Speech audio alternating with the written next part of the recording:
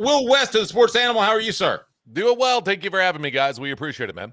Hey, man, I love having you on. It was fun chopping it up about Kelsey Pope. I'm curious after our conversation, your thoughts on Kelsey Pope, because I don't even really think I got your take. My thoughts on it. I don't know how much of this is on him. I don't think they're running. You just like in the run and shoot. If you go old school and what Bryles did and what Heupel used to do and what Levy does, it isn't this necessarily. But when you run to space, right? That's what you do. They call it run to grass. Is what they used to call it back in the day. I'm old, so that's kind of that was the verbiage that was used. And they're not doing that right now. Now, Levy won't do that. Levy will, if you watch what Jeff Levy did at Ole Miss, Oklahoma, when Brett Venables allowed him to run his offense, and what he does at Mississippi State is he'll do a lot of crossing stuff and levels concepts and things like that. For whatever reason, it seems like Tennessee wants to do a lot of double moves in the middle of the field and things like that and kind of run into coverage, which doesn't make a lot of sense to me. So I think for me, I don't know how I can necessarily grade Kelsey Pope when the receivers are running the routes that they're doing right now, which runs them right into traffic, and it doesn't make a lot of sense to me. May I argue that they're making the wrong read and running into traffic because they haven't been properly coached? Well, I mean, if it's run to grass and the defensive back's 12 yards off the line of scrimmage, grass is not 12 yards from the line of scrimmage. They don't know that. I don't know. Maybe I'm too down on Kelsey. All right. Will, I want to talk to you about Transfer Portal, brought to you in part by our friends at Quality Tire Pro, serving Chattanooga's community since 1957. All major brands of tires, full service automotive, brakes, alignments, oil changes, and more. QualityTirePros.com. Tell Bo that Dave Hooker and Off the Hook Sports said hello. Why is Tennessee struggling in the transfer portal, Will West? I think a lot of their money that they did not expect to have to throw out went to Nico and Mike Matthews. And so I think it hurt their nest egg just a little bit, their war chest, if you will. Tennessee has a solid, but not at the level that Ohio State, Texas, Michigan, those schools have. Tennessee has not been one that's been willing to pay what some of those schools will for new talent to come in. And I haven't necessarily had a problem with that because we haven't seen anyone that goes and gets 20-plus guys from the transfer portal. That's not a recipe to building a championship team. Oregon had the most I think we saw this year. They were at an 18, right? So I think it's not the way they want to build a roster, number one. I think number two, some of their Nico doing what he did to kind of hold Tennessee, I don't want to say hostage, but to use his leverage to make sure that because of all the hype, you had to pay Nico. He had to come back. His family wanted more money. You had to give him more money. They did. I don't think Nico wanted that. I think his family wanted that. So he played the game on social media, and it was what it was. And then Mike Matthews played the game as well to get more money. I think from what I am told, when Duke paid that kid from Tulane $4 million per year, that was that everybody else's number went up as well. And so Tennessee is having to fundraise to bring in guys and get more money. I was told this last cycle, not this cycle. This is what I was told in the summer.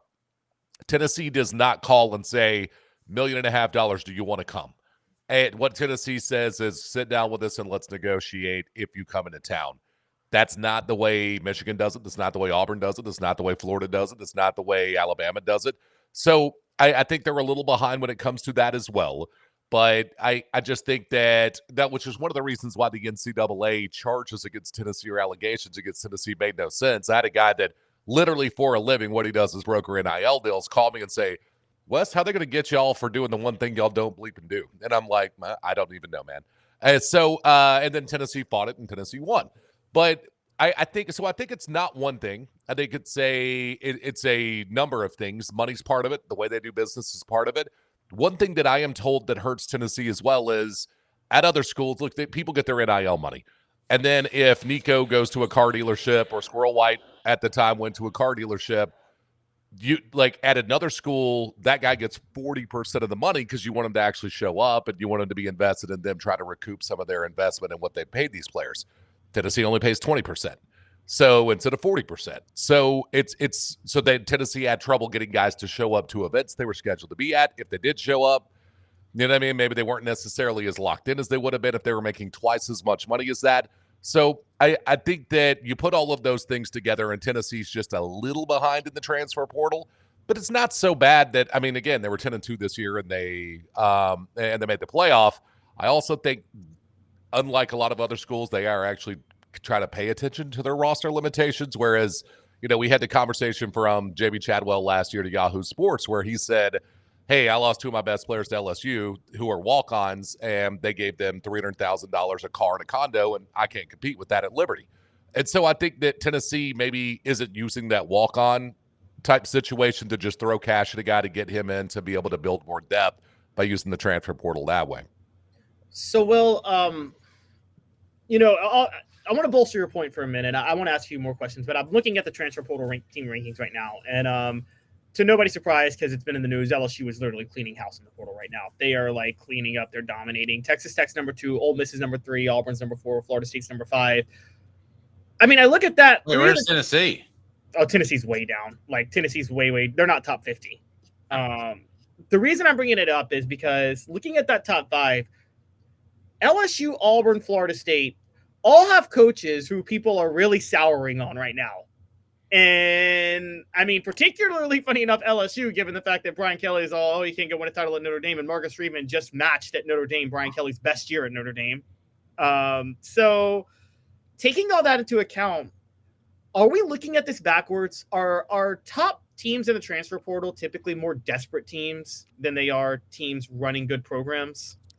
I think so. I think there's also two minds to it because, I mean, we've heard that Lane Kiffin is of the belief I can't sign the type of recruiting class that Texas, Tennessee, Ohio State, Georgia, Alabama, those schools can. So how I'm going to have to get players through the transfer portal. Jeff Brom, I can't have the same type of recruiting class that Clemson and Florida State have. So I have to use the transfer portal to bring guys in and get this roster up to date. And both of those guys are really good coaches, and both of those guys have had a lot of success. If you look at it, like it's just not the way you build a championship program. To me, it's supplementing, right? That's what it is. I like to go to the gym.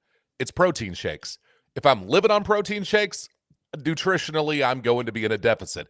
But when I add the protein shake to what I'm already getting with my diet, that'll help me hit the numbers I need to hit when it comes to my macros. Tennessee, I don't think wants to be in the situation. Like, do you want to be Colorado right now? But look at all the schools that usually go back the last 3 to 4 years. The schools bringing in the most guys in the transfer portal. Tennessee's better than they are. So why would Tennessee want to be in the situation that those guys are? I know from a fan standpoint, and admittedly, I am super not a recruiting guy. From a fan standpoint, you want the booms, you want that we're bringing guys in. It's kind of like with the NFL, you want guys to get it done and to bring in big name free agents. But the truth is, you'd rather get it done in the draft than big name free agency because most teams that build the super team in the NFL through free agency, something happens and that team implodes.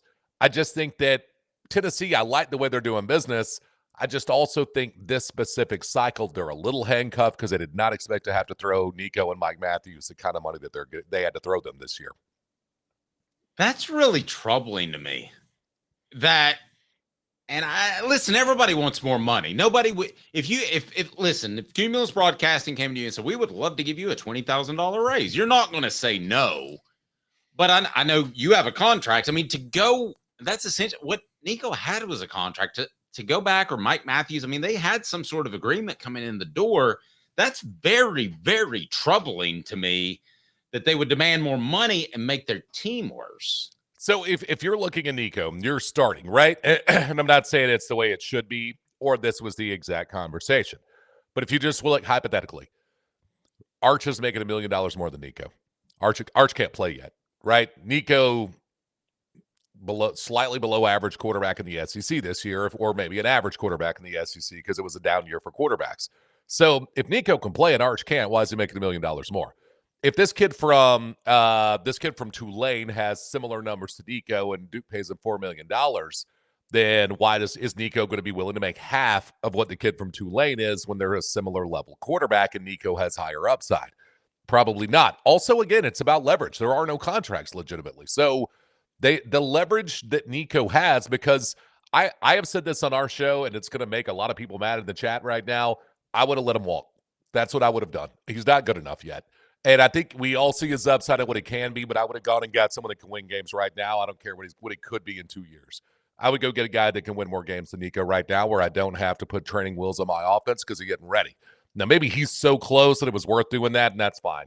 And I've asked the question, when we look at 8 of the 12 teams in the playoff this year had transfer portal quarterbacks, most of them making less money than Nico. would it have been the best decision? Like, have we learned that you just go transfer portal and let somebody else develop your quarterback for you? You don't just sit there and eat 2 to 3 years waiting for your guy to get ready while you pay him $2 to $3 million a year. I don't love that it happened. I will tell you this. I have been told by multiple people around the team that Nico has told his teammates, I don't want to do this. My parents are the ones wanting to do this.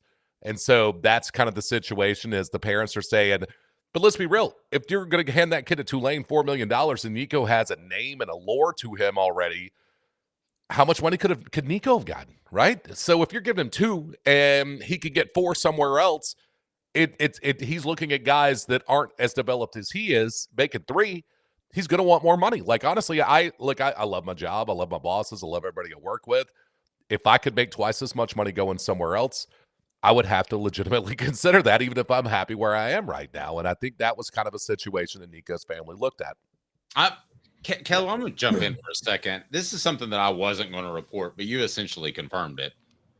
I was told that Nico's dad, his frustration with his son and lack of success has led to issues in post-game where he's been griping in front of visiting prospects.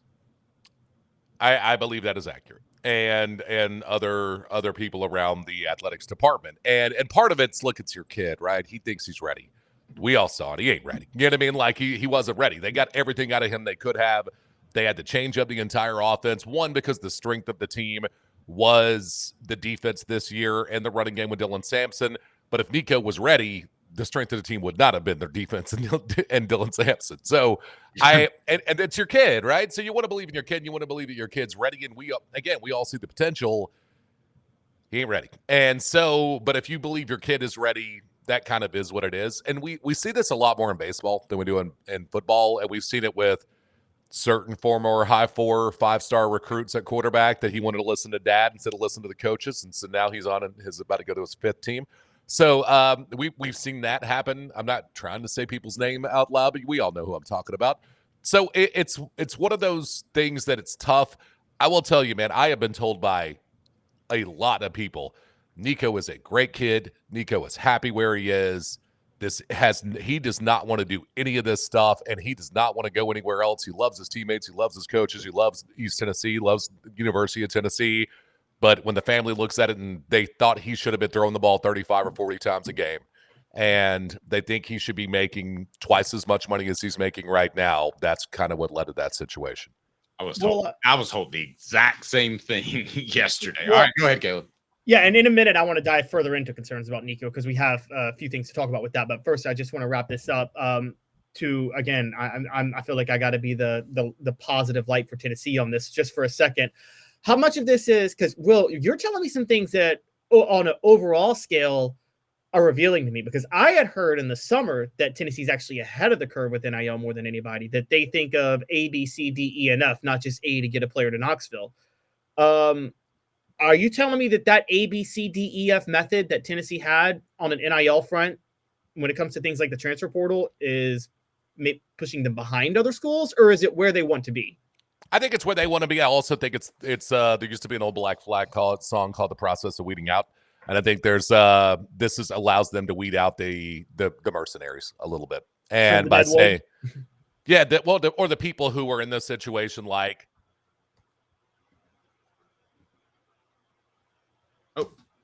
We lost you. Will froze. All right, Will froze. Let's just save him right here. Can I screenshot this? No, it's absolutely fantastic. It looks like God is descending upon him from his right. We'll get Will back on here in just a second. 4 downs. What are we going to do with him? We're going to drop him there and get him back? What are we going to do? All right, we will get Will back. 4 downs. Brought to you by our fantastic friends. I'm still working on getting Will back. Brought to you by Rick Terry Jewelry Design. 4 downs is now. 4 downs. We got him. 4 questions. 4 answers. The Dave Hooker Show. 4 downs. A presentation of OffTheHookSports.com.